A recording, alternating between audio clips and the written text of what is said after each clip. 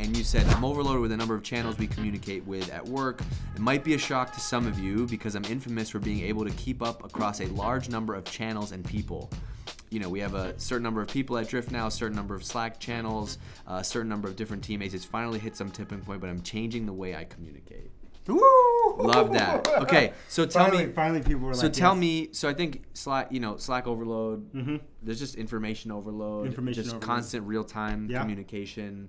I actually recently read. I read what it was called. The latest book from your friends at Basecamp. I don't read their books. About changing the way you work. I disagreed with about 99.9% of it. I don't understand how they have a company with those rules, but it apparently works for them. Only them.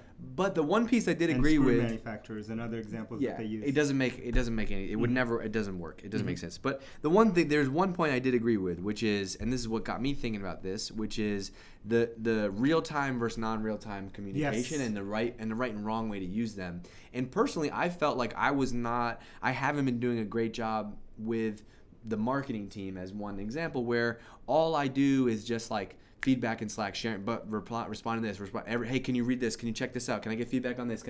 And that either has to happen in real time, when if you really want thoughtful feedback, I want to have time to watch your thing or read your thing and reflect and have time to do it. And I think that's where this started to break down. Yeah, that was my realization, which is like, and I talk about it there. And Ham, my boy Ham again, was saying like, I'm going to start using that word. What was that word that you wrote in there? Asynchronous.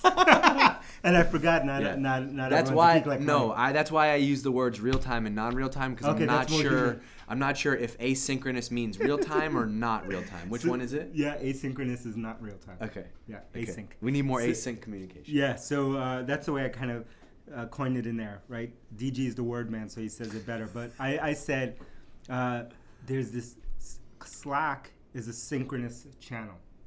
Synchronous means real time, right? It means not only real time, but real time, multiple people doing or multiple actors doing something in real time, and is the synchronous channel. And there was a point where this team was small enough here at Drift where you could keep up, and this probably goes back to Dunbar's number, right, of the 150 connections that you can have, 150 relationships that you can have, because then if you multiply that out, it's like 10,000 relationships. Probably us crossing the Dunbar number at some point, and then and us using Slack for everything, right? Things that we need real-time conversation on, stuff that we need, or it's just an FYI, stuff that we need an opinion on Sunday, maybe later, right? Like just using this fire hose as everything. And I think a lot of people I had heard from new people starting that it was overwhelming, the number of channels. And I was like, you'll get used to it. Yeah, you'll figure it out. Yeah, you'll figure it out. Yeah. Until I hit this breaking point last week and said, like, I got to start changing the way that I communicate. I need more asynchronous channels. Yeah. And I was using some asynchronous channels, mostly with a small set of people on the management team, where I was doing asynchronous videos and asynchronous audio, right? And those were the things that I was sending to reflect on. And I thought we need to use asynchronous more, or non-real-time channels more, to communicate at Drift and outside of Drift, in order to have more time to make and reflect.